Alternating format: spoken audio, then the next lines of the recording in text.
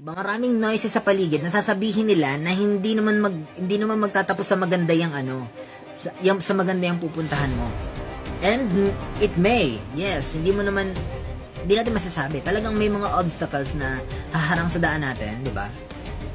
Para hindi natin makuha yung ating pangarap, yung ating dreams, di ba? And you will make a mistake. Sasabihin nila, wag mo na ituloy yan kasi masyadong malaki, magkakaroon ka ng mistake, masasaktan ka, mag-fail ka, then fail. Okay? Mag-fail ka. Damihan mo yung mistake, damihan mo yung fail. Because the more you fail, the more you learn. You don't actually lose when you fail. You learn when you fail. Okay? Failure is the best teacher. Excuse me po sa ating mga teachers do. May mas magaling na teacher kasi sa inyo.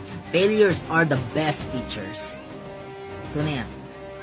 Okay, so fail ahead. Damihan mo yung failure mo. Masakit mag-fail. Masakit madapa, but, diba? So long as dadapa ka at nahuhulog ka doon sa isang bagay na yun, diba? Iiwasan mo na yung bagay na yun. Alam mo na kung paano hindi mahulog.